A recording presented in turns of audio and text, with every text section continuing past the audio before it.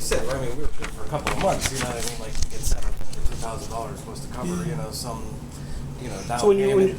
you first when you paid $2,000 down, Yes. and then you didn't get into August still, and you paid that in July. Yeah, but we didn't get in until October. We didn't move in. Oh, you moved to until October. Yeah, so my first payment, the way it was set up, my first payment shouldn't have been due till January. But they were like prorating it back to like July. We weren't even living here yet.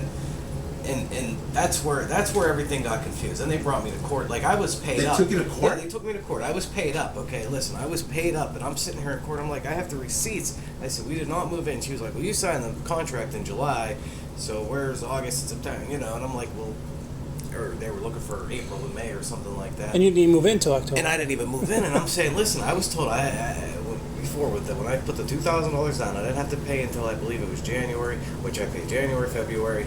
In the middle of February, I was in court. You know what I mean? Paid March, and then so I mean, I had the receipts. I got them somewhere. Yeah. But I mean, but they were like bringing me to court. And my rent was, you know, first off, they said you know to go to court you had to be 30 days late. So I mean, I was paid on time.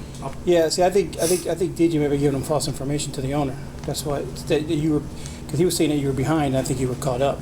Yeah. So that's what I got to figure out. That's what I'm here trying to figure out, so I can. Well, once they started bringing me to court, I says, yeah, and trying to evict me, they put a for rent sign in the front yard. I still got it on my porch, just a little rickety piece of stick with a for rent sign. I'm recording. Is that okay? Just so I can take notes. Yeah, not doing anything bad. I just want you to. I just have to let you know that He's trying to help the owner because the owner has. He's getting bad information. Are left in the dark on a lot of these things. Well, here's what's happening. So he wants to help they're you. buying these houses for 20, selling them to these owners for 60, and then making all these like. Basic repairs. Well, they're Lipstick. They're making. Well, they're like. Aren't they charging these guys to?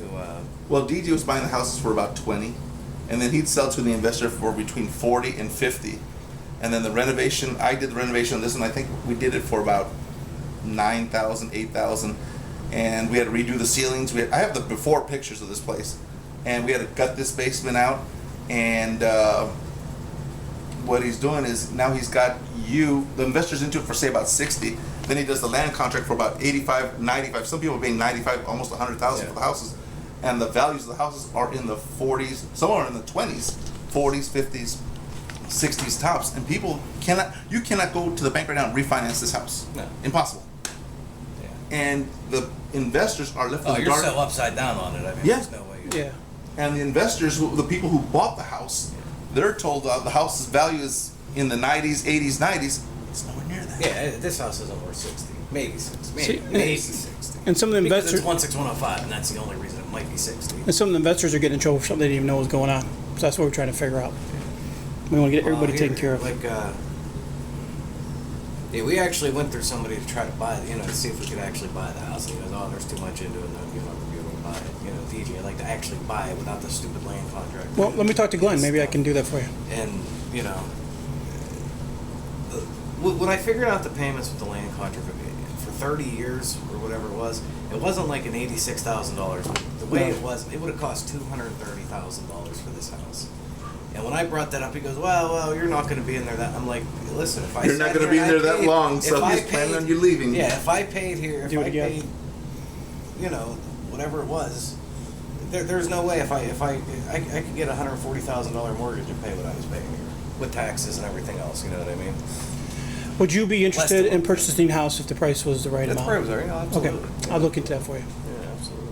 I mean, we were trying to go through a realtor, and then I don't know, the realtor was contacting DJ, and DJ got blown Which off. realtor was this? Yeah. Patrick Russell or? Yeah. Somebody my wife knows. It was a friend of my wife's. Well, let me go through the we were owner. actually looking at other houses. We'll go through the owner. That's who needs to hear this information. Yeah. Okay. Like I said, a lot of the owners have been kept in the dark, and Tim is here to let the owners know exactly what's going on, because this is happening to a lot of people. Yeah. I get calls, since I left DJ, I get a lot of calls from people who are in the same position you're in.